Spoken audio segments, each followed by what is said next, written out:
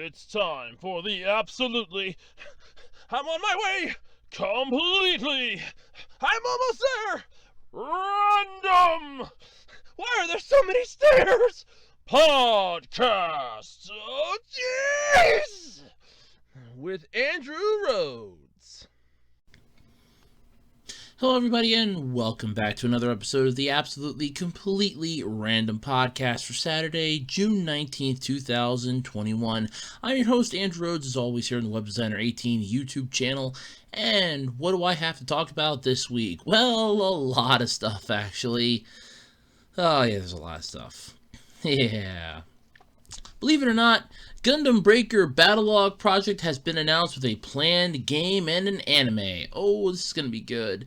And speaking of Gundam, we're getting a fourth Gundam statue, a life-size Gundam statue. The world is just not complete without another one. I have to agree with that. You know Fortnite, the company that's worth billions of dollars. Well, I should say the game that's worth billions of dollars, not the company, the game. It's offering a paltry prize. Whoa, you're gonna love hearing this.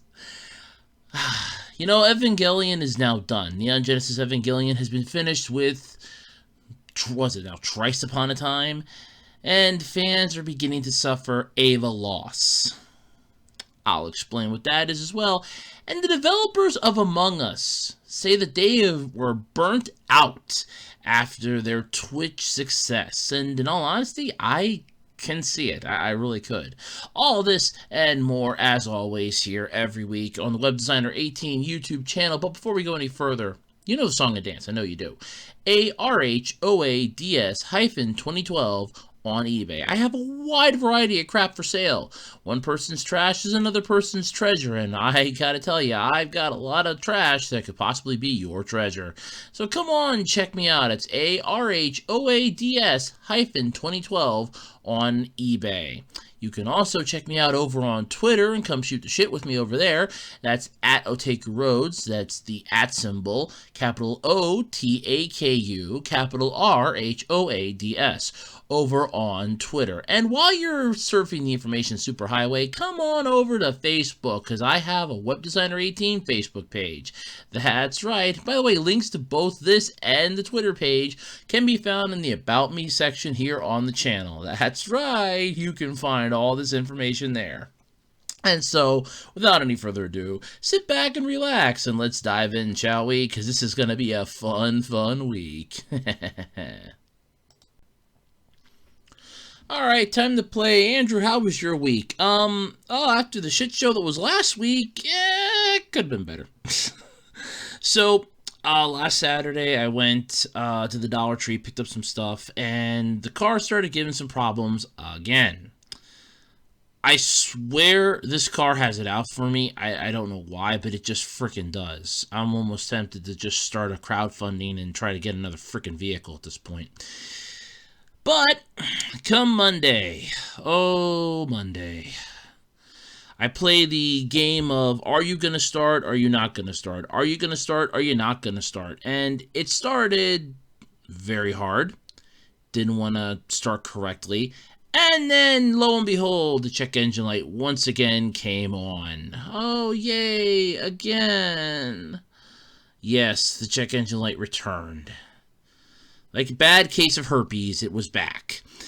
And, of course, this meant one thing. Something's wrong, and now I had to figure out what it is. So, I did get a hold of my relative that has an OBD2 scanner. I actually got one on eBay, and I was like, oh, cool, here, let me break this bad boy in. And, of course, it doesn't tell you what's wrong. And I'm looking at it, I'm like, what the hell? It's telling me that there's no fault code, yet the check engine light is clearly on. Oh, but there's no fault, there's no damage, there's nothing wrong. Bullshit. So I got a hold of my relative. He brought his little OBD2 scanner out. We took a look, and it was a crankshaft position sensor was malfunctioning. So I replaced that on Thursday after tracking one down Tuesday, picking it up on Wednesday, and I replaced it on Thursday. Now the car does start, albeit a little rough. I don't know why. My mom went to start. I mean, I started it twice on Thursday after I replaced the part. My mom goes to start it, and it does something weird, freaks me the hell out. Now I'm thinking, oh my god, she's not going to make it back home from the grocery store. I'm going to have to try to figure out where the hell she is and try to get somebody down there to get the food. Because, it's like, it's perishable. No, she makes it back home. She goes, oh, it started right up for me, first shot. I go to take it for a spin quick Thursday night after dinner, and that doesn't really start up on the first shot. Then Friday morning, it fights me a little bit when I'm leaving work. And I'm like, oh, god damn it. I don't have time for this. What the hell is wrong with you? And I don't think it wants to tell me what's wrong with it. Nothing on its computer system wants to tell me what's wrong with it. I have no idea what's wrong with it at this point. I'm willing to think the spark plugs are still fucked up somehow. I got to change the ignition coil out maybe. Those are the two things that I'm thinking are wrong yet. That's literally all I got at this point. If that's not it, then I don't know what the hell is wrong with this thing, and it's just fucking cursed. And in all honesty, seeing as the relative I got this car from, I would not doubt it's cursed. I honestly wouldn't. So yeah, that was most of my week. I was expecting some shit from my coworkers on Wednesday from the incident on Friday where I didn't have to show up. Oh, it would have been nice if I would have got a call, but yeah, no. Nope, there was barely any talking, so that was fun. But yeah, my week was just horrible. Then yesterday with everything with the car, and I swear to God, it's like yesterday was the day that everything just wanted to try to kill me in one fell swoop. I take the one road to work because they're doing construction on the other one, and a tractor-trailer truck tries to take me out. I almost get nailed in a pothole, and I'm like, what the hell is going on today? I go to the bank because I got a check in the mail I had to take care of, and there was some business there at the bank then, and I go through the drive-thru, and it's like, okay, this was easy, pulling out, and it's like I almost get hit by another car at the intersection. I'm like, what the hell is going on today? And I put a thing up on Facebook. I'm like, if the universe wants a piece of me, I'm not in the mood to dance today. Because then there's noise all over the place because the local municipality's fixing up their building. We can hear the noise, and I'm like, oh, this is just wonderful. I'm like, oh. It was a holy mess. But yeah, that's been my week. Just one nightmare after another. I feel like I need a vacation just to get away from all this. But yeah, that was my week. It wasn't pleasant. But yeah, that's what happens. I did put up a new discussion video, the iCarly one. I did have the new rant video that went up on Monday. There are some stuff planned coming up this week, so look forward to that. And, oh yeah, the Q&A comes out this week, too. That's gonna be fun. But, yep, so, that's about everything I think I got. But, yeah. So, let's dive into the podcast, shall we? This is gonna be a lot of fun, I think. Yeah, this should be fun. Alright, so you have to admit, though, I'm a huge fan of Gundam stuff. I mean, come on. Huge fan right here. Well, the Gundam Breaker Battlelog project has announced its plans with a game and an anime. Oh, yes. It's going to be a 6-episode short series. And Sunrise revealed this that it will launch the Gundam Breaker Battlelog project this summer with a planned anime, a game, and Gunpla merchandise. For those of you that don't know what that is, that means model kits. Sweet, sweet model kits. Things that make them a shit ton of money. The new project will include Project Original Mechs. The anime portion of the project will be a 6-episode short anime series. It's going to stream this fall on the Gundam YouTube channel in Japan and on Gundam.info outside of Japan. So, in other words, we'll actually be able to watch this on YouTube? Or are you going to screw us like you did with Reconquista and G? Because I'm still pissed that was like 12 episodes in on that bitch, and then all of a sudden it's like, oh, sorry, the creator of this series has not allowed this to be viewed in your country. And then I couldn't watch it anymore. I was like pissed off. It's like, son of a bitch. But Gundam.info, though, is a good... It's the official Gundam. At least I consider it the official Gundam anyway. So if it's going to be on Gundam.info, there's a good chance we might be seeing it on the YouTube channel. So I'm looking forward to that if it is. Oh, I'm looking forward to it. But let's see here. Masami Obari Gundam Build Fighters, Battlelog, Fatal Fury, the motion picture, is going to be directing the anime, and Sunrise is credited with planning and production. Well, no shit, you guys are the only ones that still own the rights to it at this point.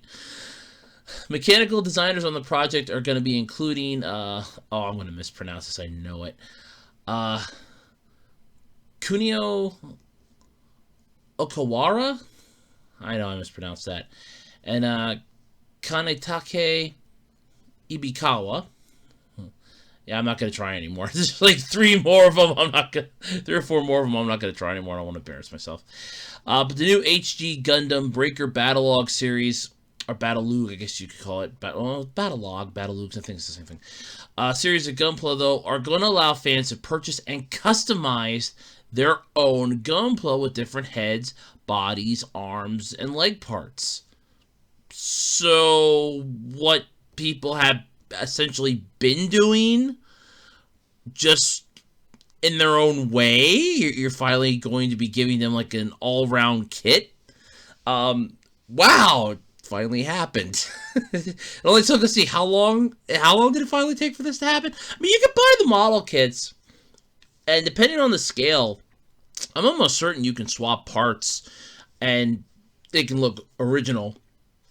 But yeah, it only took you how long since the what was it? Build Fighters. Yeah. Build Fighters was the one that really dragged the model kits right back into the spotlight, like front and center. And it only took you how long to finally give us you can mix and match the pieces? It took you how long now? Really? Oh, I didn't think that would happen at all. Wow. Holy shit. It's a miracle. The Gundam Breaker game series, though, is going to be allowing players, I love this, to take various real-life Gundam model kits and use parts from the kits to create their personalized mobile suits. Players can then take their custom mobile suit and fight other players or play cooperative scenarios.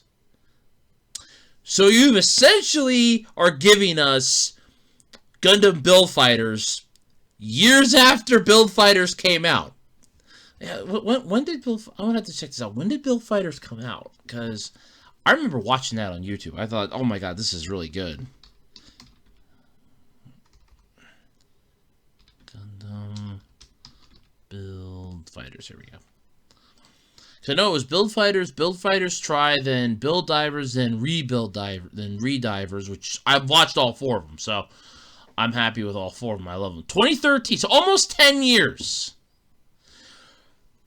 It took you 8 years to finally give us what you freaking gave us 8 years. 8 years ago. You gotta be kidding me. It took you almost a decade to finally get off your ass and give it to us. You're kidding me. I mean, the final episode aired in 2014 of the first part. It took you 8 years. 8 years to finally give us a Gundam game that would allow us to do what they do in that series. 8 years. Wow. That's impressive.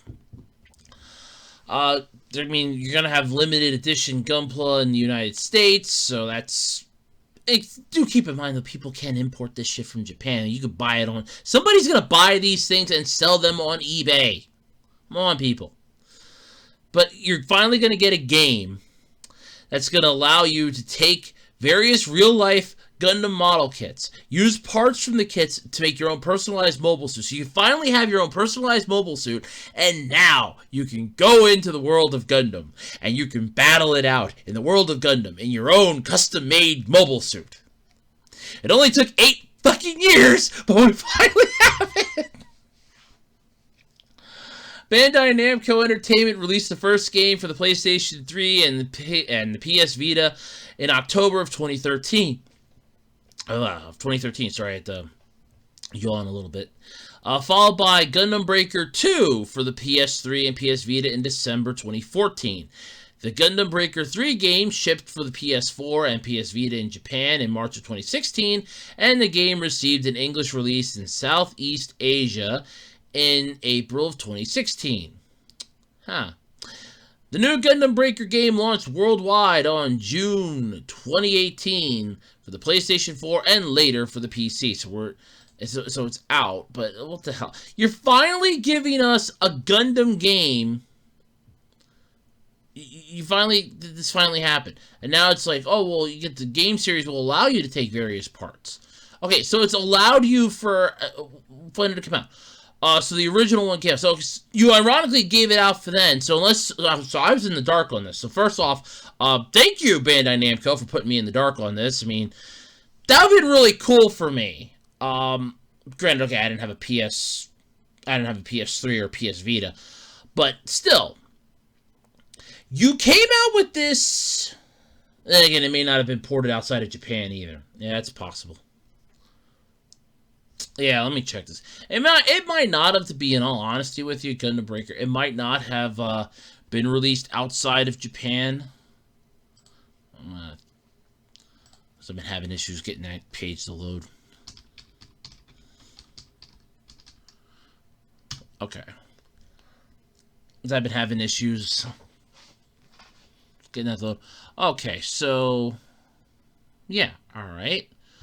Yeah, it's been out September 24th. Okay.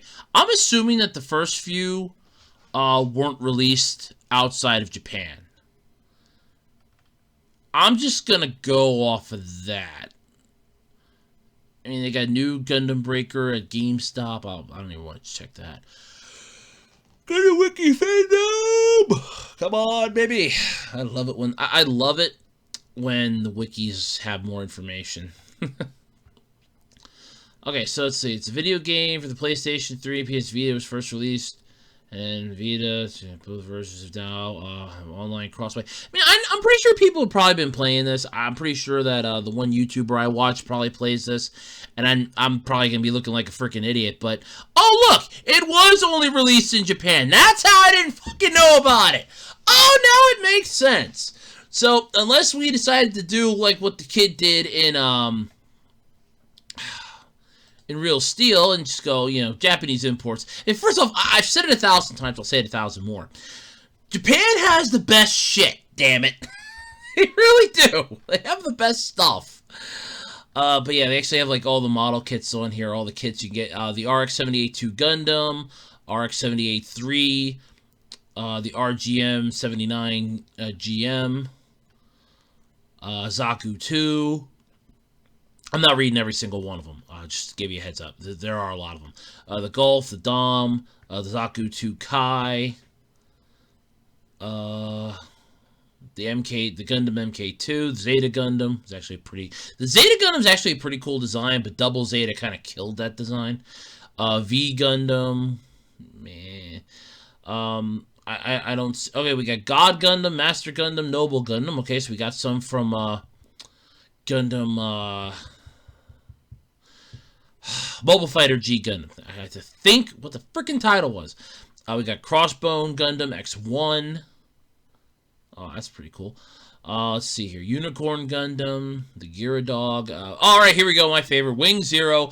Endless Waltz version. Yes! Dude, that's actually the really cool looking version. It's the one with the wings that actually look like wings, not the... Oh, that is a cool one. We got Gundam X, V Gundam. So we got Strike Gundam. So we got all the ones here. Yeah, these are all the ones from Gundam Seeds. We got Strike Gundam, Alley Strike Gundam, Launch Strike Gundam, Sword Strike Gundam, Strike Gundam, Alley Strike Rogue, Strike Rogue, Freedom Gundam, Strike Freedom Gundam, Destiny Gundam, Gundam Astray Red Frame, Blue Frame, Green Frame, Red Frame Kai, Blue Frame Second L. Yeah, we got them all. Yeah, so this is pretty cool. So that's why I didn't know about it. This thing didn't come out. It never fucking left Japan. Okay, see, now it makes sense. That's how I didn't know this thing existed. But it's on Steam. So my guess is when I check this out, and I'm probably going to regret it. If it's on here, this is the first one.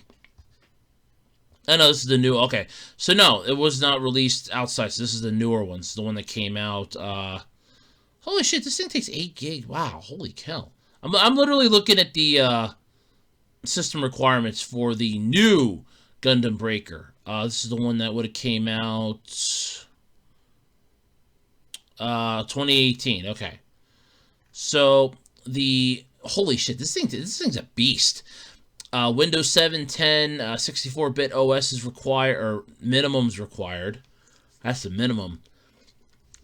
Intel Core 2 Quad Q6600 2.4 gigahertz processor, 4 gigabytes of memory, GeForce GTX 460 1 gigabyte graphics card, DirectX version 11, BIC or broadband internet connection, 12 gigabytes of available space for storage, and DirectX compatible sound card or onboard chipset. Holy shit! Dude, I remember when BioShock came out, and that thing couldn't be run on half a dozen computers. I mean, you had to literally build a beefy bitch just to run BioShock. I almost feel like this is the BioShock of the Gundam world at this point. Holy hell. The recommended, though, oh my god. The recommended, requires a 64-bit processor and operating system, so basically Windows 10 Home as the OS of choice. Intel Core i5 7500 CPU at 3.4 gigahertz processor, 8 gigabytes of RAM, GeForce GTX 1060 3 gigabyte graphics card, DirectX version 11, broadband internet connection, 12 gigabytes of storage for available space, and a DirectX compatible sound card or onboard chipset. Holy hell. That's just, wow. Then again, when you look at the graphics, though, yeah, I believe it with the graphics. I liked it, though. It's build and break. So this is basically, when I'm looking at this trailer, it's first off, you can combine the parts. I love that. I think that's so damn kick-ass. So it's really cool. I wish I would have known about this, but then again, I'm assuming this thing would cost. This thing costs $50 on Steam. $50. This beefy bitch costs $60. Sorry, $50. Holy hell! I mean, I'm mostly getting, like, some, Gotcha Force flashbacks here, but $50? I mean, don't get me wrong, this looks fun, but I get the feeling that in one wrong move, it's gonna crash my goddamn hard drive, and, yeah, then, cool no longer, placed into consideration. That's a $50 disaster of epic proportions that'll turn into a $2,000 repair job or something. Holy shit! $50? Damn, that's a beef, man. Whew. We got, what's it? It looks like it's like mixed reviews. Does it show like the overall rating somewhere? So I don't do Steam, so I don't understand what the hell I'm looking at here. Okay, you got single player online PvP, Steam achievements, Steam trading cards, captions are available. Partial controller support. Partial controller support. Oh lord, that's never a good sign. It means keyboard basically be your best bet. Okay, here we go. Interface, English, French, Italian, German, Spanish, and Spain, and subtitles in that, but full audio. No check marks there. Wow. Rated T for teen. $50. Sweet Jesus, $50.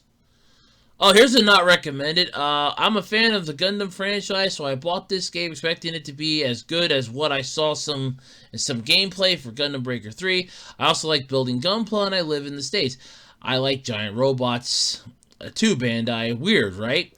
By that logic, I had assumed that this game was right up my alley. To my dismay and utter disappointment, none of the GB3's, because Gundam Breaker 3's features is not present in this game. It feels very bare bones and void of substance. Wow. That's not recommended, not recommended. There's like one. There's only 2 that are recommended in the past 180 days. Wow. Wow.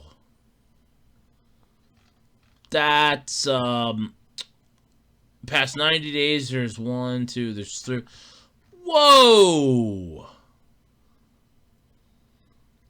Wow, it's, $50? Seriously? Holy hell. That's, god damn, that's expensive. But, yeah, either way, so Gundam Breaker, okay. I didn't know this existed. Anyways, it's pretty cool. Looking forward to the 6-episode short series. I love short anime series. They're always fun to watch. I'll be on the Gundam official Gundam YouTube channel in Japan and Gundam.info here in the States and outside of Japan. So hopefully the Gundam.info, I'll be able to watch it on the Gundam YouTube channel. God hoping! I would assume. But either way, cool, interesting. I know I got some fans out there that are Gundams. I got some friends that are Gundam fans. So yay! I love Gundam. Yeah, that's all I gotta say about that. And hey, speaking of some Gundam stuff, the world is getting a 4th life-size Gundam statue. Excuse me for a moment.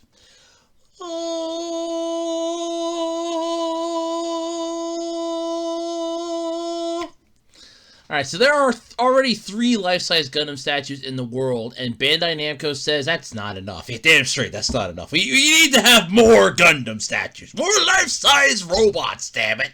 Giant life-size robots. A 1-to-1 scale of what this son of a bitch is. That's what we need. Big-ass beefy bots.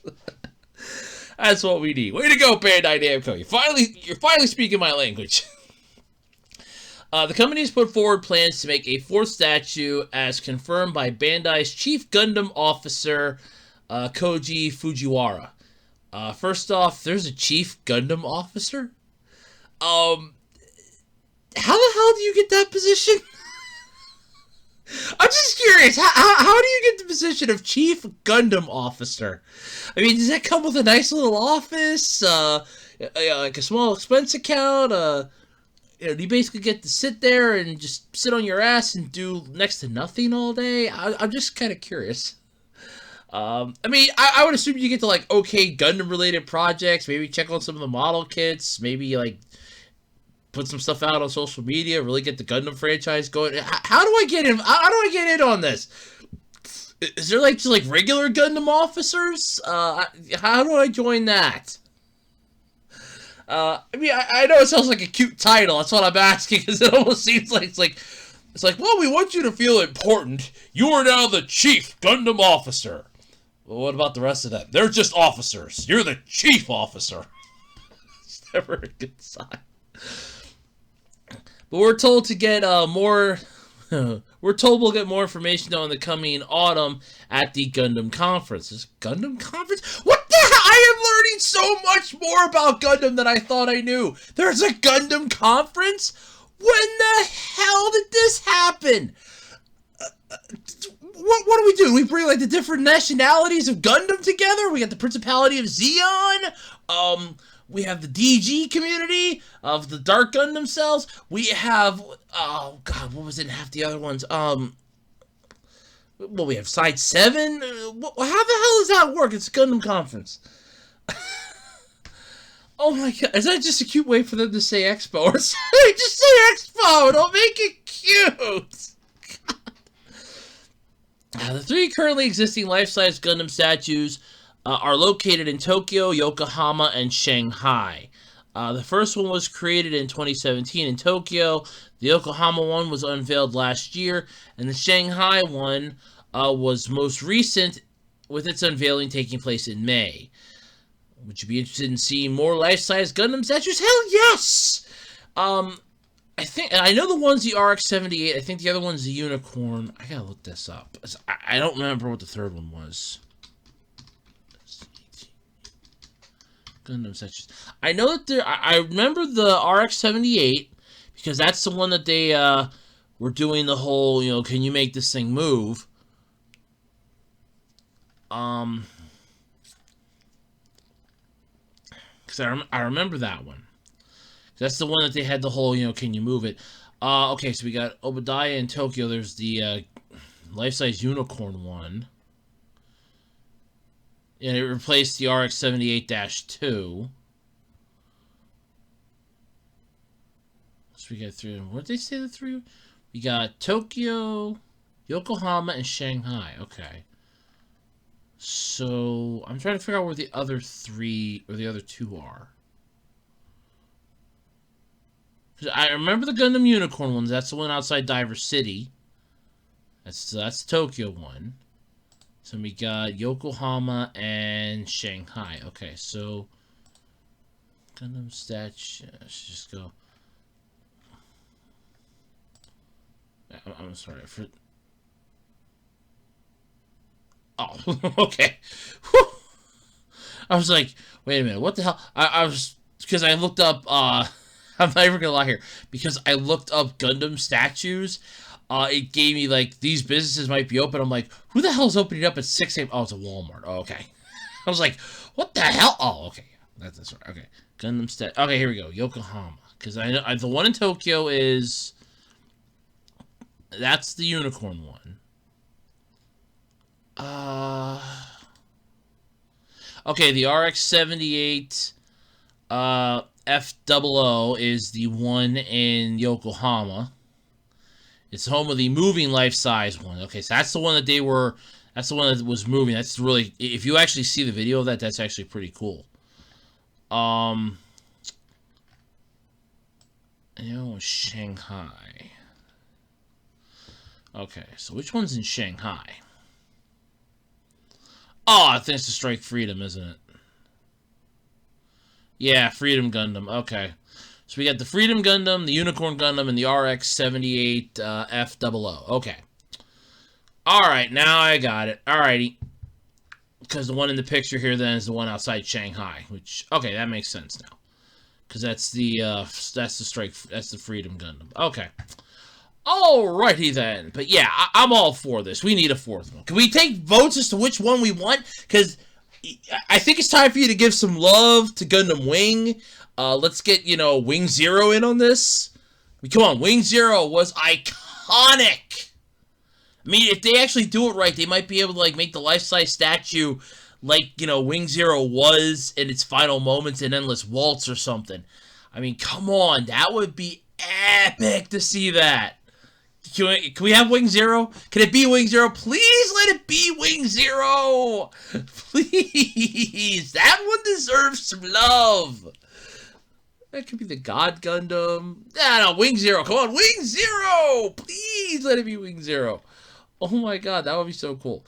But yes, we got the Unicorn one in Tokyo, the RX-78 F00 in Yokohama, and Freedoms in Shanghai. So, those are the three that exist. Seriously. Can we have, and I'm going to say this, can we please have Wing Zero as the next Gundam? The next life-size Gundam statue. Please let it be Wing Zero. Please let it be Wing Zero!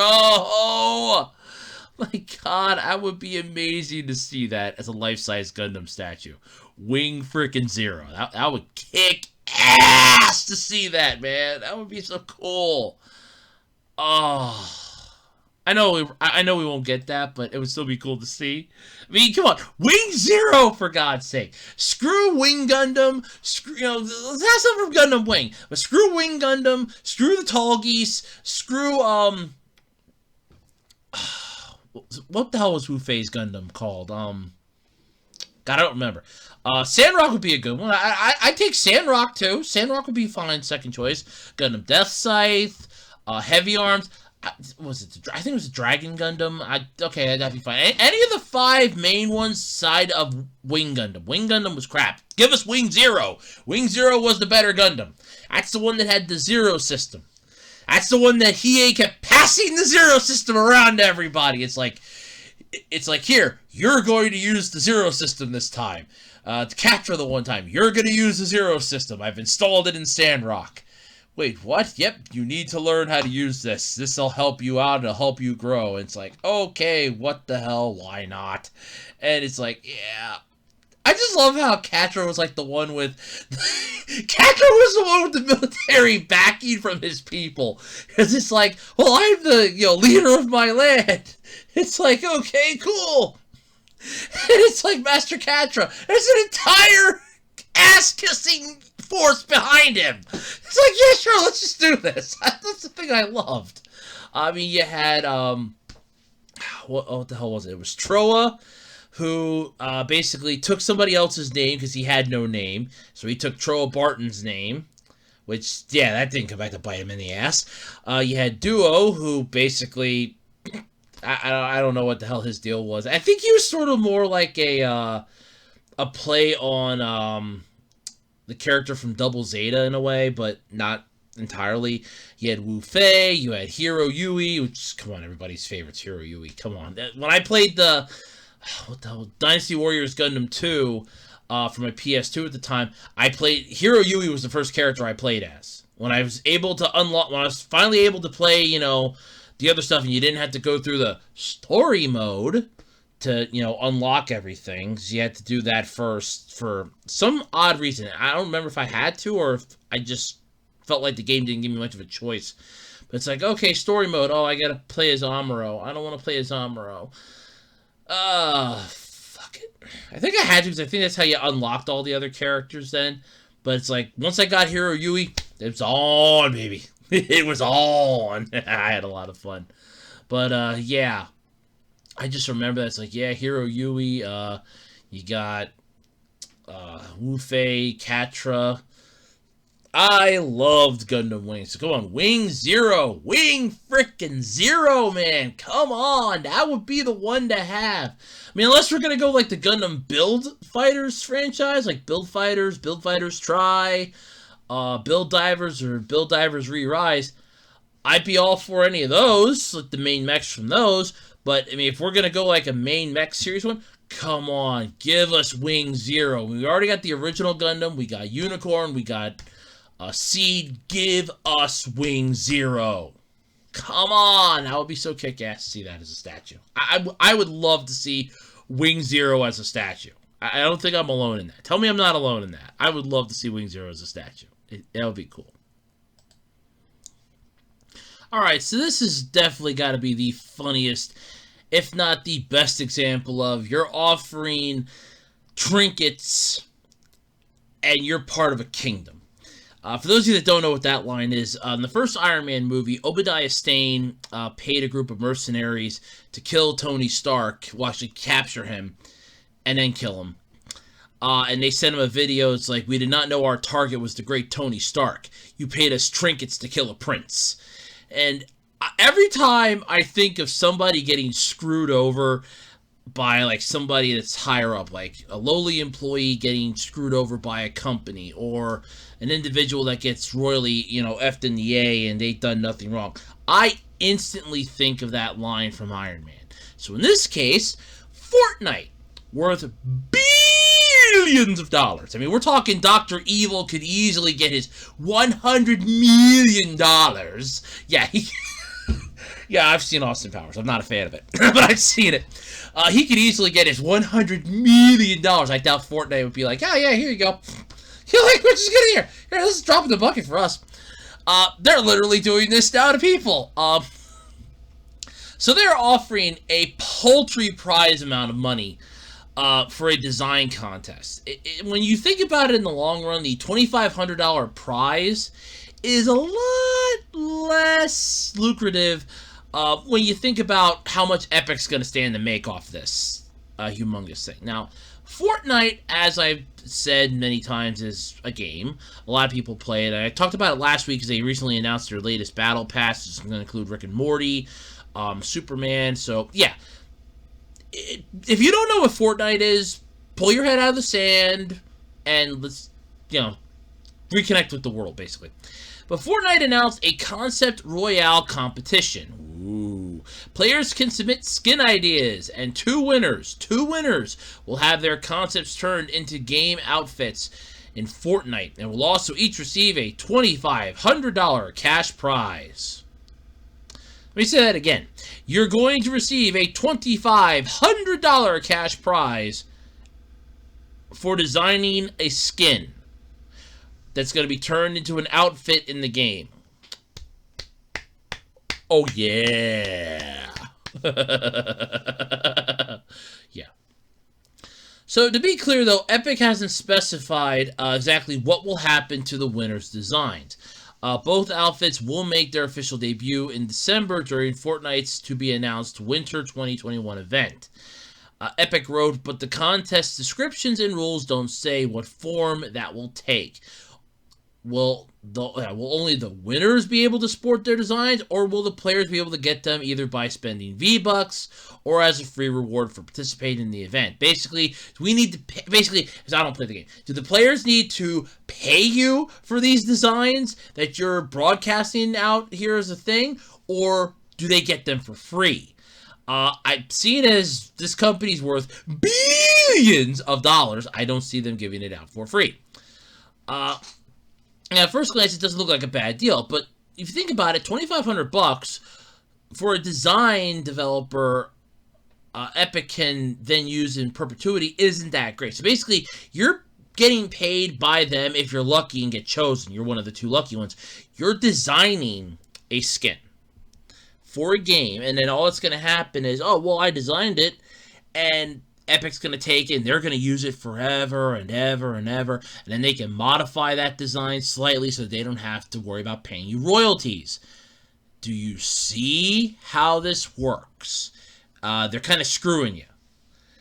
And in the worst way, they're not buying you dinner first before they fuck you. They're just flat out fucking you. That's not good. But in mid-2020, though, Epic Games was valued at $17.3 billion, and data from a recent Epic v. Apple trial revealed that Fortnite made over $9 billion across 2018 and 2019. The specific numbers, though, don't matter so much. The point is, Fortnite makes Epic a shit ton of money! Remember that line from Spaceballs where Lone Star told Barf, we're not doing this for the money? No! I just think I could just see that somebody that works for the Fortnite crew and Epic just looks at the Fortnite crew and goes, we're not doing this for the money. And Fortnite just kind of like raises its eyebrows like, huh? We're doing it for a shit ton of money! That's basically what this feels like. It's a shit ton of money. Much of which comes from in-game purchases via the game's currency. V-Bucks! That's basically like, what is it? Disney Bucks at Caesar's Palace. They're only good in here. Epic stands to make far more than the $5,000 off the 2 winning designs if it sells them. Yeah, cause, yeah, no. Even if the outfits are free, though, the event's certainly going to attract players who might spend money on other items in the game shop. So basically, it's either going to go, we're going to sell this and make money and screw you out of it because we'll have it spelled out in legalese that, you are not entitled to any profit off of this. We have sole rights of this now. Once you turned it into us, it's ours for good. Or they're not going to sell it, but the hype, word of mouth, and stuff from the contest is going to draw a crap ton of people in, and all of a sudden it's like, ooh, I want to see what Fortnite's doing. Boom. So either way, they're going to get publicity out the ass for this. So yeah,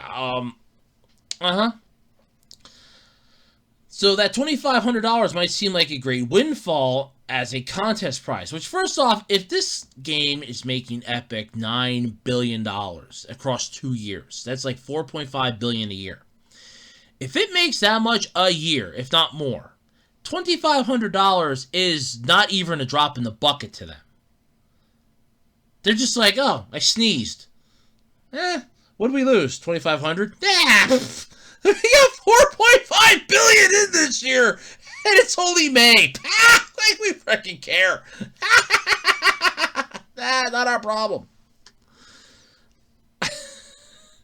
But yeah, if you consider it's basically a glitzed up spec work, and you think about the money Epic could make, when as per the contest rules, participants give it free reign to do whatever the hell they like with their design. Basically, that's the same thing that stands for any contest where they want you to design something. It's basically, they have it spelled out in legalese that once you submit that design, it's ours. It's no longer yours. It's ours. You'll get your name on it that you designed it, but we have the sole rights to it for good. That's it. And how it basically gets figured out so that they don't have to pay you royalties or anything is you were a consultant. They consulted with you in regards to a design. You submitted said design, and they paid you a consultant fee. X amount of money, which would be what the prize money is. So in that essence, now they don't have to pay you royalties because, oh no, we paid them a consultant fee. And per the rules of the contest, since you submitted the idea to them, they are no longer eligible to give you any monetary value off of it, aside from the prize money that you're entitled to. That's literally it. Which, $2,500, I get the feeling that somebody that's plays Fortnite, that's a heavy Fortnite fan, is going to literally just put that right back in for V-Bucks. And all of a sudden, Epic's going to go, hey, remember the $2,500 that we gave out as a prize money? Yeah. We got it right back, baby. Or they could just go, you'll get $2,500 worth of V-Bucks. Watch them pull that bullshit out of their ass. Like, well, you get $2,500 worth of V-Bucks. What the hell does that mean? Well, basically, it's like having Disney bucks at a Caesar's Palace. It ain't gonna do anything for you, but we're happy you played along. I want to see the contest rules for this, though. This cannot be a good thing. It seems like it's intended, though, for them to pay for cheap labor and have ownership of the profits of a skin, which basically, it's scummy, but it's legal, unfortunately, and it sucks. But they've had a rocky history with integrating other people's work into the game. The early Battle Royale's life attracted ire for seeming to steal dances from their creators. Yes, let's remember the Carlton dance. I'm going to sue them for stealing my dance. You can't patent the dance moves, you idiot. It's like, oh, no, it's not fair. Then you have, what was it, the floss guy, the floss thing, and it's like, look, so they thumbed dance moves. The problem with that is I kind of feel like it was in the public domain. They just didn't want to use that as the, quote, the devil answer. But, yeah. It's also incorporated many fan-created skins into the game in collaboration with their creators. Epic's gotten better at crediting folks, though, which, no shit. You kind of have to, otherwise you risk the massive backlash again. With many recent dances being promoted with creators' names attached to social media and in-game. So you'd hazard to say, though, that the whole situation's improved over the years, but as long as Fortnite still has legions of eager fans happy to create art for their favorite game, for free or cheap, there's a lot of room for problems. Basically, oh, I don't feel like giving you guys this for free. Can I have some V-Bucks? No. Oh. And then just like that, you're right back where you started. But so let's see the rules here. Wow, it's a PDF. Oh my god, it's a 7-page PDF. That's what the link opens. Oh my god. Okay, online submissions only. Eligibility. Contest is open worldwide to anyone aged 13 or older. No shit, you gotta be at least teenagers. If entrant is under 18 years of age, a majority of his, or the age of majority as defined in such entrant country of residence, a minor, such entrant must have permission from a parent or legal guardian in order to participate in the contest. Yeah, no shit. Contest period is ends on July 11th of 2021, started on June 15th, so you don't even get a full month either. That sucks. Prizes, $2,500 US. Okay, it's for 2 winning entrants. That's something good. In-game cosmetics. In addition, the potential winning entrants will each be rewarded a cash prize in the amount of... Okay. Submission guidelines, according to how to enter, blah, blah, blah. Accessible by sponsor. Man, they really have this spelled out in legalese here. Okay, so winner selection and notification of winning entrant. All submissions will be pre-screened to ensure compliance with the submission guidelines and with sponsors' general standards. The practices prior to any judging qualified submissions. At the end of the contest period, a panel of qualified judges will select 2 potential winning entrants from the qualified submissions received during the contest period according to the following criteria. Unique use of theme, 1 to 5 points. Fun factor, 1 to 5 points. Overall visual, 1 to 5 points. In the event of a tie, the tying submissions will be rescored with double weight given to overall visuals. The 2 highest scoring qualified submissions for the contest period will be deemed the potential winning entrants. Judging scores will not be revealed. Oh, yeah, no duh. Let's see what else we got here. License. As a condition of entry, entrant, and if acceptable, minor of such entrants, parents, or legal guardians, hereby grants to sponsor a non-exclusive, perpetual, irrevocable, worldwide, transferable, sub-licensable, and royalty-free license to use, modify, reproduce, prepare, derivative works of, distribute, perform, and display the submission in any and all media throughout the world and for whatever purpose sponsor deems. If entrant is a winning entrant, instead of the license described above, entrant, and if an acceptable minor, such as entrant's parents or legal guardian, grants to sponsor an exclusive, perpetual, irrevocable, worldwide, transferable, sub-licensable, and royalty-free license to sponsor, use, modify, reproduce, prepare, derivative works of distribute, perform, blah, blah, blah. So basically, like I said, you're giving them the right to do whatever the fuck they want to do with it. And they basically spell it out right there for you. Royalty-free, meaning they don't have to pay you. Irrevocable, worldwide, transferable, sub-licensable license to modify, reproduce, or prepare derivatives of work. So basically, once you submit that, then all of a sudden, let's say 2 or 3 months or 2 or 3 years down the road, not even that, maybe like half a year, they can go take that same design you did, slightly tweak it a bit, boom. And they can do that legally. You can't say shit about it because it's in the rules. That's it. That's literally what? Page 4. It's literally page 4, section, part 7, license. Privacy, publicity, general conditions, limitations of liability, disputes. Oh, disputes. I love this. Disputes regarding these official rules and or this contest will be governed by the internal laws of the state of North Carolina. Decisions of sponsor are binding and final. No claimant in any dispute involving sponsor shall be entitled to claim or obtain indirect, punitive, incidental, or consequential damages. So in other words, do not expect to sue them if they decide to take your idea and run with it. And the downside is that it's not only the winning ones. Anybody that submits a design to this, they can take your design, because it doesn't just stand that way for any individual. It's everybody. Basically, what's it? If entrant is a winning entrant, instead of the license described above, entrant, and okay, so there's the one above. As a condition of entry, entrant, and eligible minor, blah, blah, blah. Yeah, so they still get that regardless. So it's the same thing. It's just, above and below, it's the same thing. But basically, this stands for every person that submits something to this. It's not just the winning ones. Every single submission. They can take your design. You're not even going to get paid for it. You don't even get credit for it. Well, you'll probably get credit. They'll probably say, oh, no, maybe not. The winning ones will get credit. But they can now take any of your designs regardless because you're an entrant. So any of your entries that you put into this, they can take that design. They can modify it a bit. Make it a little more fun in there. See, they can take what doesn't make it work for the contest for you to win.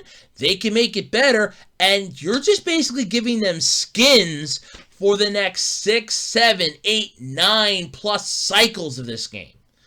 And there's not a damn thing you can do about it. And that's what it is.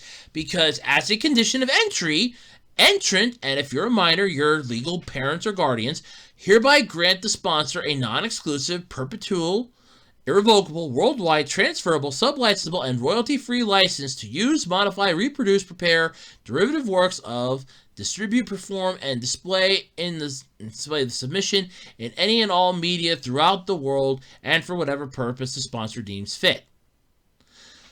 So basically, they can take your shit, they can modify it, and let's say, like, next battle pass, we're going to introduce this really cool skin for your character.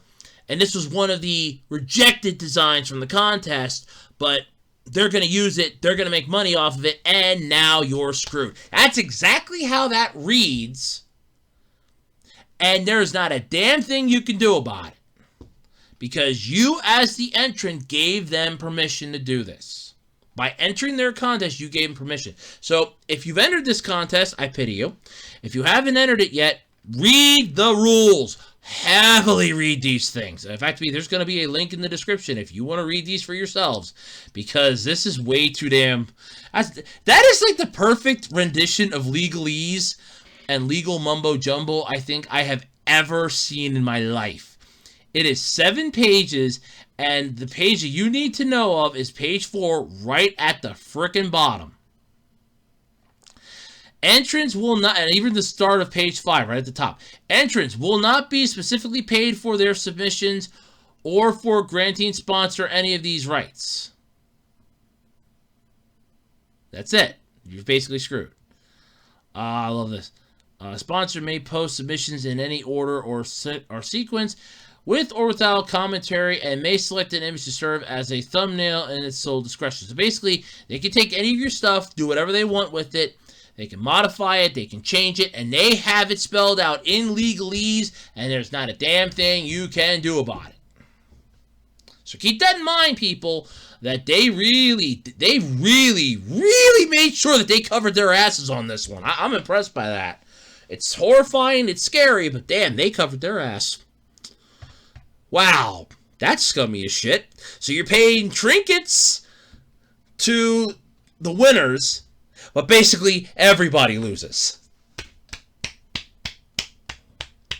Company's worth billions of dollars, your game ricks in a shit ton of money for Epic, and you're screwing people over. You're in the running for scumbag of the century. Definitely in the running for scumbag of the century, folks. So, this is something that affects not only anime fans, but anybody in general. Whenever a series ends and it's done, like, it's the series finale, it's over, you know, you've been talking with your friends and people on the internet about it for months, and it's like, God damn, now what do we do? Because it's over. You have nothing else to talk about. Everything's been wrapped up in a nice tight bow, you're done. You start suffering from the loss, because now it's, you know, a part of me is now done. There's nothing more I can do. I was a massive fan of this, but no one wishes to hear my thoughts anymore because everything's been wrapped up. Well, after the rebuild of Evangelion, some fans are starting to suffer from Eva Loss. By the way, in case you haven't seen Trice Upon a Time, I didn't either. This article from Otaku USA Magazine does contain spoilers, but unfortunately, there's something I can do to prevent that, so just a heads up. But it's officially over, though. Neon Genesis Evangelion is done. It's likely will continue in the form of merchandise, collaborations. I know Puzzles & Dragons did a really cool one where they collaborated. They had Neon Genesis Evangelion in that. I wish they would bring back the Full Metal Alchemist one because I want to get my hands on another. I want to try to get my hands on another fucking watch. Yeah, I ended up using it to make something else. I kind of need another one. So it would be nice if we could get that collaboration to come the fuck back. Gung Ho, if you're listening out there, I would appreciate a return of Full Metal Alchemist. I'm pretty sure you still have the rights to the license because the characters are still in my game. If they're not there anymore, then I'll understand you lost the license, but last time I checked, they were still there, so any chance you can bring those back, I would appreciate it. Then again, if they are gone, I honest to God didn't notice it. That's the kind of thing, though, if like the license for that's gone, I would expect that they would like, compensate everybody that put like stuff into the game for them. Like, here's a bunch of like, you know, experienced dragons, here's a bunch of like, you know, gems, here's some magic stones, just because we had to give these things away. So it's like, poultry, drop in the bucket, here's like 150 magic stones for each one of them. Because they'll know that you'll just up and reuse them again. It's like, they'll just use them for some free shit. But yeah, so Neon Genesis Evangelion's done. But the story, though, as you know, has been wrapped up for good in many ways, in more ways than one, though. So anyone who knows Eva and its director will tell you that the two are inextricably intertwined. Basically, they are like a symbiote. One cannot exist without the other. The series came out of a dark place for Hideki Anno, and addresses his personal and industry struggles. So seeing the franchise end on a high note is a good sign. Technically, I like the ending of the original series, not the end of Evangelion. I hated that movie. I'm sorry. Those were 2 episodes that I'm glad did not... I mean, that's the official ending, but I'll take the anime official ending. Thank you. That I kind of feel like is the better ending for the series. Whereas, okay, Shinji had his descent into madness, and through, the fact that he made friends and people do care about him, he managed to overcome it. That's what I got from the original, if you watch the, anime series itself. That's what I got from that ending. The end of Evangelion is, well, Shinji's still fucked up. Asuka is basically dead. But at the end of it, he winds up on a beach with her. He's trying to choke her. Then realizes it's a bad idea. I shouldn't do this. We're the last 2 humans. Gives up, and she just looks at him and goes, idiot. And that's where it ends. They're basically Adam and Eve now, and because the whole religious thing with this show. And that's it. And I'm like, okay. But yeah, so... I was not a fan of the end of Evangelion. The actual anime ending is one of my favorites. The Eva series and the movies, though, with the rebuild, I have not seen Thrice Upon a Time, so I don't know. But for some fans, though, it is not easy to say goodbye. They're experiencing a phenomenon that many are dubbing Eva Loss.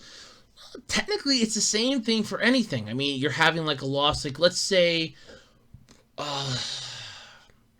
I don't want to use a really crappy series. What's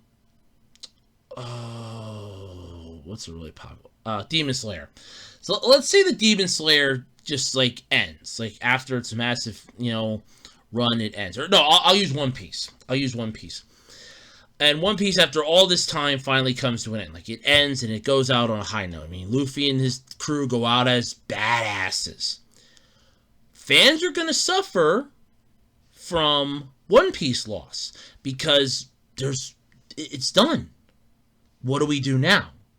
Because that was a huge part of their life that's now, gone. It's their favorite series. It's ended. No more content, no more theories to come up with, no more ideas to bounce around with your friends, no more discussions to have about, like this and that for upcoming stuff because it's done.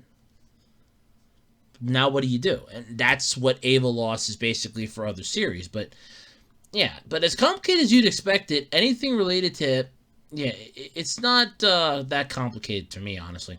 The term Eva Loss has been springing up around the internet lately, especially over on Twitter. A rallying cry for fans who feel left behind by Evangelion.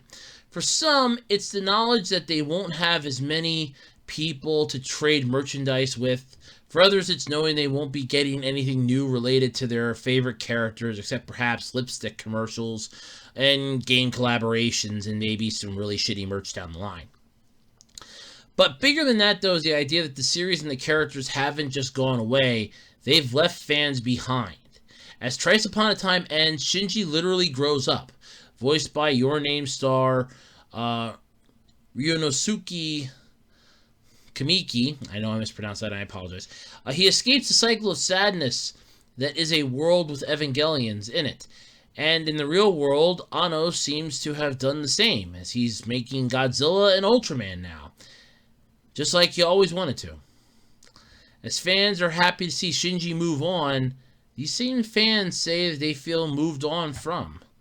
Which, yeah, I mean, you get left behind, shit happens, guys. As one fan put it, I want to see Shinji happy, but I also want to see Shinji depressed. That's one of your cake and eating it too, but okay. Evangelion offered fans an avatar in Shinji. someone who, like them, feels put upon and misunderstood. I want to see a good story, the same fan says, but I want to emphasize with someone who has the same problems as me. And that's the thing with a lot of anime series. You're always going to have, you know, let's say the main character. When they create a series and the main character is like a blank slate, they're hoping, and it's the same thing with like a lot of RPGs too. That's why, you know, like a lot of decent RPG games, if the main character that you're playing as all the time, like the default character you get at the start, doesn't have a voice, that's supposed to be because you're supposed to, you know, impart yourself onto it. Like the decisions that you make are what the character makes. Like that character is you. A very, very good example of this would be the Golden Sun franchise, because you have, you know, the first Golden Sun series where you play as Isaac, the second one where you play as Felix, and the third one where you play as Matthew. Those three characters are voiceless, save for Felix and a couple. I literally reread the whole damn thing, because you can actually find the script for the game online, and I did actually get the script because I thought it was really cool. But there is literally 3 points before the epilogue of The Lost Age where Felix actually says some lines. And one of them is before Jupiter Lighthouse on Trial Road when he goes, "Why?" One's a question mark. But yeah, he basically speaks a couple times. So it's not like, you know, it's a main antagonist. But he's, in all honesty, the first time I played The Lost Age and I'm on Trial Road and the shaman's explaining the rules, I was thinking the same thing. Why? And I had, now granted, I had the freaking instruction booklet with me and the strategy guide. So I'm like, okay, I understand this, but I'm like, why? And Felix asked the question, I'm like, oh, well, holy hell. He asked the same question that I did. Why? It's like, why do we have... It's like, oh, okay. But yeah, so it does make sense in a way to, you know, have the same problems as you. Because an anime series that does that will get the audience's attention. It's like, it's sort of similar with like Slice of Life series. Like, you know, they definitely are feeling the same flow as you. Like, you know, I have like high school issues. I have college issues. You know, I have love issues. They all have the same vibe that you, the viewer, has. That's what kind of gets you. I mean, it's one of the reasons why I love the series Eyes. Because you have Ichitaka Seto. He has a crush on Ori. Or Iori. And she kind of has one on him, but she doesn't want to admit it. At least not at the start. He basically feels like, you know, everything he does is he's going to fuck it up. And he only looks at her from afar. Literally across the courtyard. From one side of the school, he can see the other side. And he can see her in the drama club. And it's like, okay, he defends her. Gets, you know, accused of doing it himself until it's revealed that, okay, he didn't do it. And yeah, you can feel the weight in the same issues, because it's like, you know, I had the same issues when I was in school, or, you know, I felt the same way. So it basically does work in the long run. For an anime series, it's the same concept, and it does make a huge world of impact. Especially, it's literally what can make a good anime and a bad anime better. Because a good anime already sucks you in with the story and the plot, but a bad anime, if the plot sucks, but yet you feel like everything the character's doing, you felt too, you can kind of get impelled by the story. So then for you, it's an alright anime, but a good anime that already does that, it just makes it into a better anime. So, you know, there is that. But rather than seeing Shinji's ending as a hopeful one, a sign that happiness is available even to one of anime's unfortunate mecha pilots, many fans simply feel abandoned. The movie's final behest to go back to reality also hit some fans hard, as though they were being kicked out of their own favorite series. Yeah, you're getting crotch blocked by the creator. I'm sorry, you must leave now, we're done. Last call was 5 minutes ago, the bouncer will show you to the door. Yeah, Okay. So what does this mean, though? For Shinji and Ano to be happy and do his fans have to be abandoned? Well, maybe, but maybe not. Bear in mind, though, one important point, Shinji lived in fear of Eva Loss himself, and it took him multiple timelines and multiple iterations of the story to brave it. There were many failed cycles, but only one time when Shinji finally decided to leave it all behind, this time. Because, like I said, the anime, if you think about it, then you get the anime ending, which Shinji was like, he was happy because he kind of broke free in his own way, but not. The end of Evangelion, and then many of the other ones. So there is that. Shinji's story is still the fans' story. And his abandonment of the fans could be seen instead of as him leading the way. He's not abandoning Evangelion because the life he has couldn't exist without the experiences that informed that final choice. He found his way to do something better, and someday hopefully we all can. It's supposed to try to give you hope, but I don't think it's being read that well by other people. All that said, though, missing a beloved series when it ends is normal, like I said. Even if you didn't have any emotional stakes in it at all, it's alright to be sad when something ends. And in the meantime, you can follow, what Ano's up to in the worlds of Godzilla and Ultraman. But yeah, like I said, it's not a sad thing, it's normal. Everybody feels this way. Whenever a series ends, regardless of what the series is, when a series ends, you will always have people that will feel sad because it's over. Because now there's no more episodes. I mean, when Steven Universe ended, a lot of fans were upset that it ended. Then again, we kind of got screwed over with an ending. Thank you, Cartoon Network, but still. Teen Titans, when the original one ended, that one literally ended with Beast Boy kind of being depressed. And then we got the Trouble in Tokyo, which was supposed to be the series finale, but let's not talk about that. Let's not talk about that. Then you had like Adventure Time, regular show, even some of the Nickelodeon shows when they finally ended, like Hey Arnold. But then again, Hey Arnold has its own can of worms. Rugrats, Doug. Of course, Doug got bought by Disney, but that's a whole other story entirely. But you get my point. When a series ends, it's not an ending. It's basically, this part of it's done. But now you can enjoy what we've taught you, the lessons that we've brought. And you interpret that the way you want to. And that's kind of, I think, what Ano was doing with this. Like, look, Shinji's story is done. The series is done. And it's hopeful now because there's hope. You can leave the past behind you. You can move forward and go into the light. You don't have to be shackled by everything that made you who you are. You can break free from it and become your own person. And that's kind of what he's, bringing to the table with this. So for fans to feel upset that Evangelion's over and they feel abandoned by it, that's normal. It honestly is. You're going to have that regardless. But still, it is pretty cool, though, in the long run. But at least it's over. Evangelion at least came to an end with a good ending, so that's really all that counts. Still, at least Shinji finally got a good ending. I mean, besides the anime one, the original anime one, not the end of Evangelion. The less said about that, the better.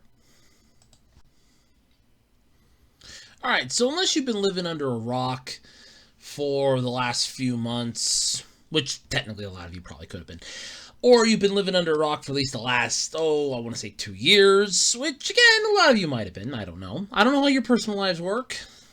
You probably have definitely heard of Among Us. Hell, I've talked about it a few times on here myself.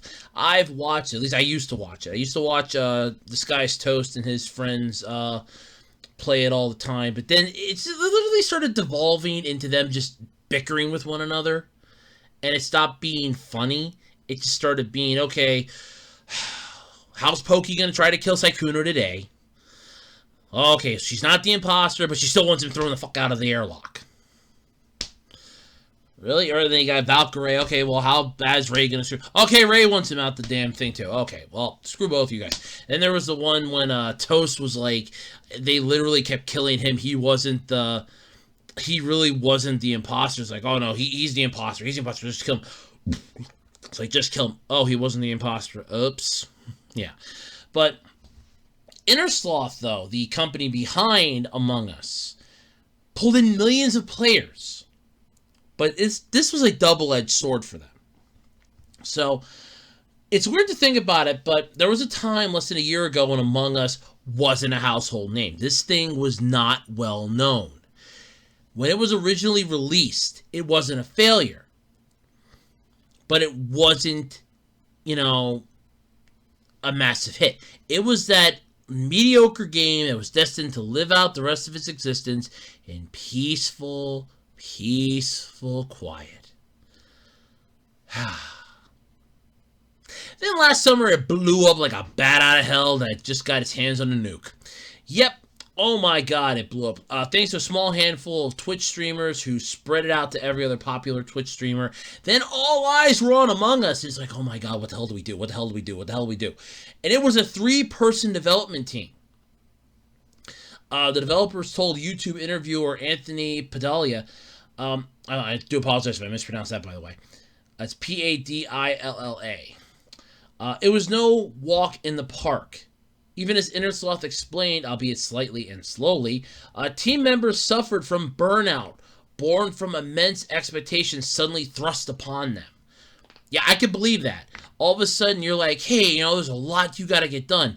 And then you start trying to build up this great thing. It's like, okay, I got to improve what I did the last time. I have to do this. And you start burning out fast.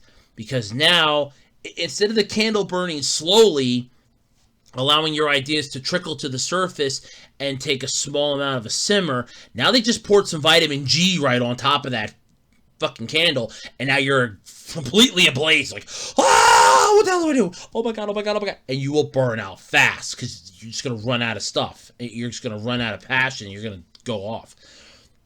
So Among Us going viral, it was just like, okay, this is my life. Innersloth artist and doer of many additional things, Amy Lou said, the pressure to get things done quickly was really high. September to December, we're talking to Xbox, PlayStation. They were going to try and get Among Us on these platforms, which usually takes many months, like half a year to a year. We were like, 3 months, we're going to try that. The weight of expectations also came bearing down on Lou and the rest of the team at the height of the global pandemic. I definitely burnt out, said a teary-eyed Lou. It's Liu, by the way, so yeah. It was tough because during all of this, we weren't able to see friends and family. Being so tired from working, I couldn't even go visit my family during COVID and had to spend holidays alone. That was definitely the hardest time. Of course, the original members of Innersloth achieved incredible success, so it's not like they were isolated or penniless. Artist and game developer Marcus Bromander acknowledged that there's an element of having all your dreams come true that accompanies Among Us ascension to gaming royalty. And he said newfound money and resources certainly helped with other stresses, but it also upped the pressure. Yeah, it's basically like, here's a bigger pot to cook your food in, but now you have to put more stuff into that pot, so it's going to take longer for it to cook, so then you're getting more pressure because you have to try to get that out quickly, but it's taking longer to cook. I really do love that. The amount of attention that we had on us, and like every little thing we do is going to get looked at and criticized. We changed the font at one point because it needed to be changed. And people were like, bring back the old font. I don't like this new font. But yes, this is like a huge thing here. There was a while at the beginning of the year, said Bromander, when a lot of the negative comments were really starting to get to him. Really starting to get to me. Combined with the overwhelmed feelings, I was like, I don't even want to work on this anymore. I'm done. And, everybody can feel that. Every single person that has ever created something has felt that way, so you're not alone. Innersloth found it difficult to bring players' expectations in line with reality. One contributing factor, explained programmer Forrest Willard, was the game's simple art style. Fans saw how basic the game looked and assumed that creating new content would be a cakewalk, even though the reason the developers wanted to make Among Us 2 in the first place was because the first game was prone to breaking when updated. See, there lies the problem. Oh, well, this is easy. It's so simple. Anyone can do it. This isn't like the Ronco guy set it and forget it thing, okay? This isn't the freaking Showtime rotisserie. This isn't the set it and forget it. Yeah, trying to one-up yourself while catching up, these things all take time, said Willard. And when you're under hundreds of millions of people worth of pressure, they don't understand it takes months. The server issue should be fixed tomorrow. Adding new stuff will take, should be next week. It's so easy to them. It's a lot of pressure and overwhelming for us. I can understand that. It's, because, all right, I do YouTube videos. And you're always going to have that audience out there. It's like, you need to do this, you need to do that, you need to do this, you need to do that. Because they think you just sit in front of a computer, record the stuff, put it up, that's the end of it. They don't understand the complexities that go in behind the scenes. Oh, here, I have to make sure that, the topic that I'm talking about is okay. I need to make sure that it's not going to violate what I don't want to talk about here on this channel. I need to make sure that, I can set aside time to really sit down and devote it to this. This, I got to do this. There's a lot of stuff that goes into this. It's not just a simple, sit there, record, that's it, I'm done. And it's the same thing that a lot of people think of with Twitch streamers. I know there's a couple of YouTubers on here that have left comments occasionally that said that, being a Twitch streamer is really easy. They just sit there and play games all day. No, they have to figure out what game to play. They got to make sure that there's nothing in that game that's going to get copyright struck that would automatically get their stream shut off. They need to make sure that, they have to announce it out to the fans that, hey, I'm going to be playing this game tonight. Come join me at this time for the stream. They need to make sure that all this stuff is set up into a perfect bubble. They need to make sure their equipment's set up right. They need to make sure that everything's going well for them. It's the same process, and people just sit there and go, all they do is just sit in front of a computer, and they have a camera pointed onto them, and that's all they do. That's not it. And it's the same thing when it comes to game developers. Just because you think it looks easy does not mean it's easy. In no way. You're seeing the end result. You're not seeing the struggles and the pain and the pressures of going through and working that. It's like Bar Rescue, that show on Paramount Plus. Because everybody only sees what the cameras are showing you for that 42-minute episode. You're not seeing the week's worth of footage that the editors had to cut down to 42 minutes. There you go. That's literally what it is. It's like the same thing for any reality show. You're not seeing the hours upon hours of them sitting there doing nothing. Even game shows have this. If you've ever seen like the TCR of Family Feud, they will sometimes go through 60, 70 questions because the points aren't adding up fast enough.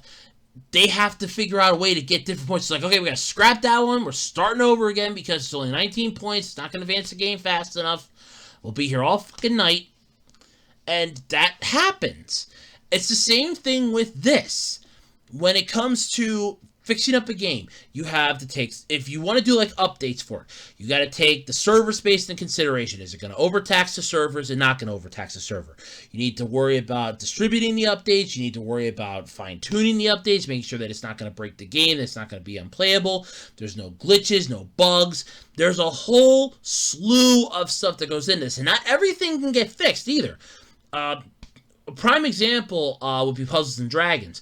When they updated the one time, right about the time the Power Rangers collaboration was going on, there was a massive glitch that was kicking people out of the game after, I think I timed it the one time, it was like 3 minutes. And it was kicking people out of the game.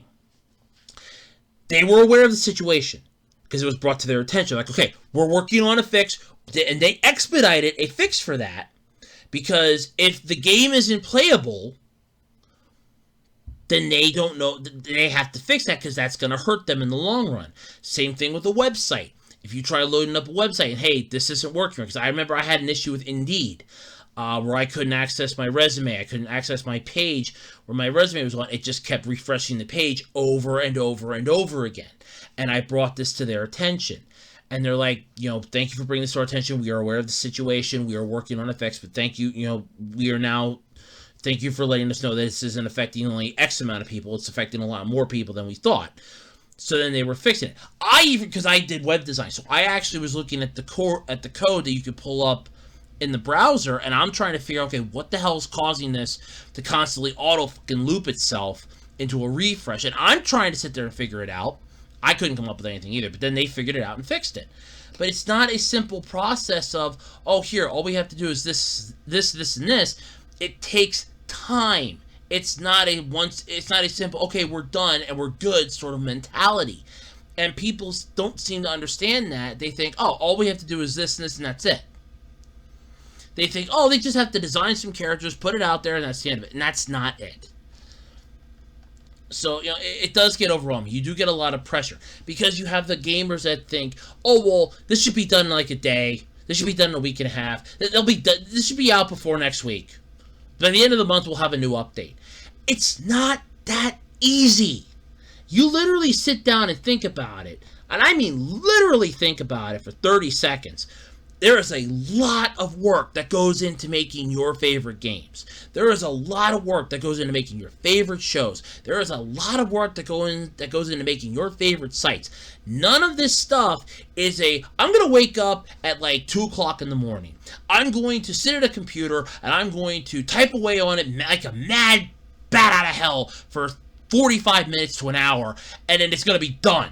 And then it's going to upload, it's going to be perfect. And then it's done. It only took me 45 minutes. That never happens.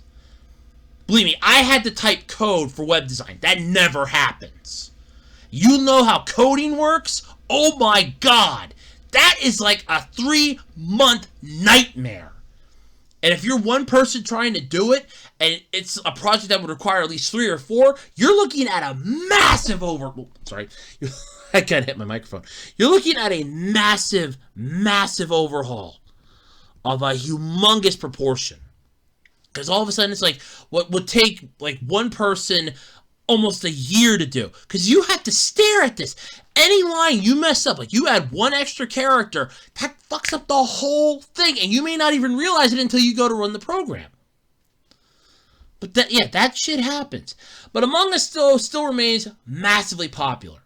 But its time as a Twitch topping sensation, it's 15 minutes of fame on Twitch are over. Innersloth feels a pressure to keep reaching for newer heights. They no longer need to rush or try to keep their numbers up. And they can afford to take their time now, which is good. You always want to be on top. You can't go up forever, according to Bromander. Peaking isn't a bad thing. There can be pressure to be like, we've got to squeeze everything we can out of this game. But I don't think we'll do that. We'll do what we can with the game. Once there's no more ideas, we're not going to force it. And that's the whole thing. Once you reach the end, once you know that there's nothing else you can do, there's no more, like you're standing there at the end and you don't see a path going to the left, going up, down, to the right, or any other direction, and you're literally at the end. That's it. That's the end. And that's basically everything hits that at some point. But yeah, I feel for him. I really do. I really feel for him because it's true. I mean, YouTubers feel the same way. Twitch streamers feel the same way. Anybody that's created something, if you're a writer, an artist, anybody has felt this. You will burn out fast because all of a sudden it's like, hey, 60 people are really liking this and they want more. And all of a sudden it's like, okay, they want more. God damn it, I got to keep pushing this stuff out. And all of a sudden it's like, oh, I can't keep up with this anymore. I can't do it anymore. And then just like that, you're screwed. Because now you're burned out. And there you go. But, yeah. Like I said, I feel for them. I really do. They have my respect in that aspect. They really do. And everybody's felt this way. Manga artists, comic book artists, TV hosts, TV stars, celebrities. They all feel this. Every single one of us. And it's more pressure on the amateur ones like the YouTube, Twitch, stuff like that. There's more pressure put on them. Because it's like, oh, well, it's really easy for them to do it. It's not that easy. It's not that easy. If you think it's that easy, put your money where your mouth is and you try it. And you see how hard it is. But yeah, that's exactly what it is. But like I said, they get my respect in that aspect. They really do. All right, everybody, and that's going to do it then this week for the Absolutely Completely Random podcast. Thank you all for tuning in, for listening to me, putting up with my ramblings for, it's probably over an hour. Wait, it's probably over an hour. Who am I kidding? Anyway, thank you, though, for tuning in. Thank you for hanging out with me, like you always do, here on the Web Designer 18 YouTube channel every single week. Don't forget to submit your questions for the June Q&A. They have to be in by 12 a.m. on Tuesday. That's right, 12 a.m. this coming Tuesday, which is, let me pull up the magic calendar, the 22nd. 12 a.m. on the 22nd. Please have all your questions in by 12 a.m. Eastern Time on the 22nd.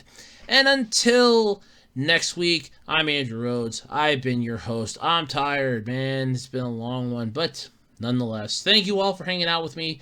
Until next time, bye everybody. Stay safe, stay healthy, and I'll catch you all next time here on the Absolutely Completely Random Podcast.